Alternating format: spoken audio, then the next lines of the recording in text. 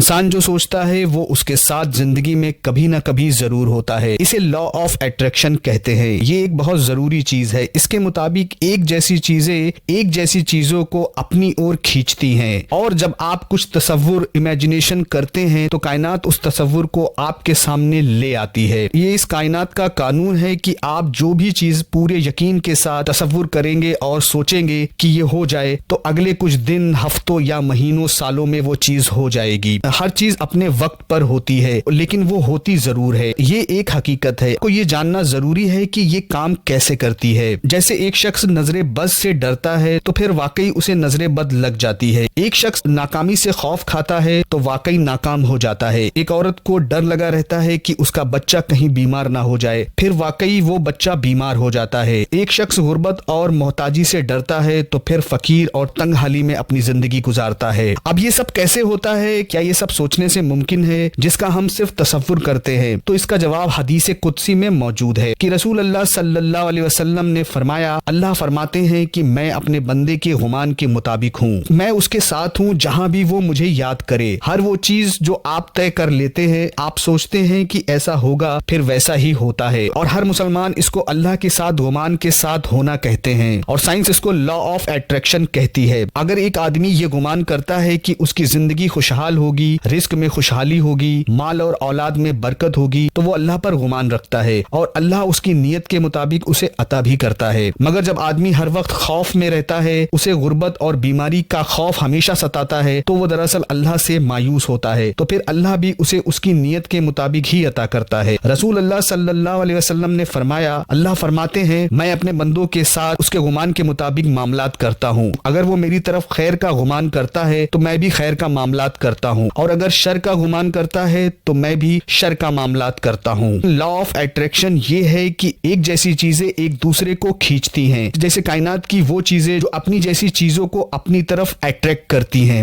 ہم اپنی صحیح سوچ کے استعمال سے اپنی من پسند چیزوں کو اپنی طرف اٹریکٹ کر سکتے ہیں، جیسے خوشی، سکون، کامیابی، خوشحالی وغیرہ. جب ہم کچھ سوچتے ہیں، ہماری سوچ سے ایسی انرجی پیدا ہوتی ہے جو لہروں کی طرح ہوتی ہے اور کائنات میں پھیل جاتی ہے، اور کائنات کے کناروں سے ٹکرا کر اس جیسے حالات، اس جیسے واقعات، خوشی غم پیدا ہوتے ہیں. سوچ دو طرح کی ہوتی ہے، ایک مثبت اور دوسری منفی، یعنی نگیٹو اور پازیٹو. اور یہی مثبت یعنی پازیٹو سوچ انسان کے اندر اچھے اخلاق کو پیدا کرتی ہے، جو ایک انسان کی زندگی میں سب سے اہم چیز ہے، جو اسے ہر جگہ کامیابی دلا سکتی ہے. لیکن آپ کچھ بھی سوچ رہے ہیں اور اس سوچنے کی وجہ سے آپ کے اندر نگیٹو انرجی پیدا ہو رہی ہے، تو وہ انرجی کائنات کے کونے کونے میں پہنچ رہی ہے. اس سوچ کی لہریں کائنات میں گھوم رہی ہوتی ہیں اور اسی طرح کے واقعات اور حالات پیدا کر رہی ہوتی ہیں. لا آف اٹریکشن یہ کہتا ہے کہ آپ زندگی میں خوشی چاہتے ہیں تو خوشی کے بارے میں زیادہ سوچیں، انشاءاللہ خوشی مل کر رہے گی. اگر آپ کامیابی چاہتے ہیں تو اس کے بارے میں سوچیں، تو کامیابی اٹریکٹ ہوگی اور کامیابی آپ کو مل کر رہے گی. دولت چاہتے ہیں تو اس کے بارے میں سوچیں، تو دولت آپ کے مقدر میں ہوگی. حدیث قدسی میں ہے کہ رسول اللہ صلی اللہ علیہ وسلم نے فرمایا ہے کہ اللہ فرماتے ہیں، میرا بندہ مجھ سے جو امید رکھتا ہے اور جیسا گمان اس نے میرے متعلق قائم کر رکھا ہوتا ہے تو وہ ویسا ہی مجھے پائے گا. جب وہ مجھے یاد کرتا ہے تو میں اس کے ساتھ ہوتا ہوں، اگر وہ مجھے تنہائی میں یاد کرتا ہے تو میں بھی اسے تنہائی میں یاد کرتا ہوں، اور اگر وہ کسی جماعت کے ساتھ بیٹھ کر مجھے یاد کرتا ہے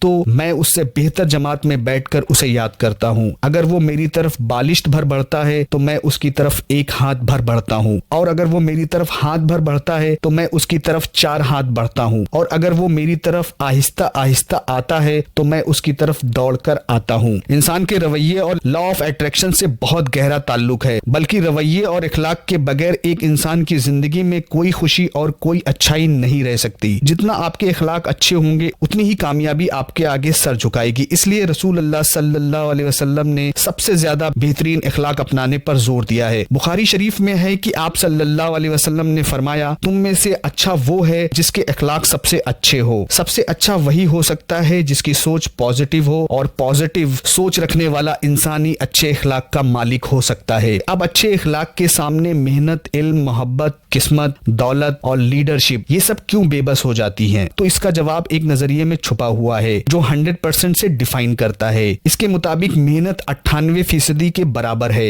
इसी तरह नॉलेज इल्म 96% के बराबर है। लव यानी मोहब्बत 54% के बराबर है और किस्मत 47%। इसमें कोई भी 100% नहीं है। तो क्या वो 100% पैसा है? नहीं, वो पैसा नहीं है। पैसा ये सिर्फ 72% में आता है। फिर 100% क्या है? वो 100% हमारा रवैया और इखलाक है। अगर हम इसको बेहतर कर लें तो हमें 100% अपनी जिंदगी से नतीजा जरूर मिलेगा। हम अगर इसको इस नजरिए से देखें तो ये 100% में आता है। कामयाबी का बुनियादी और इकलौता जवाब रवैया ही है। अगर हम जिंदगी में अपने रवैये को बदलेंगे तो तभी हम अपनी जिंदगी में तब्दीली लाने में कामयाब हो सकेंगे। इसलिए हमें रसूल अल्लाह सल्लल्लाहु अलैहि वसल्लम ने ये दुआ सिखाई है, ऐ मेरे अल्लाह, जिस तरह तूने मुझे अच्छी शक्ल और सूरत अता की वैसा ही मुझे अच्छा इखलाक भी अता फरमा। वीडियो पसंद आया हो तो लाइक करें। चैनल को अगर सब्सक्राइब नहीं किया है तो सब्सक्राइब जरूर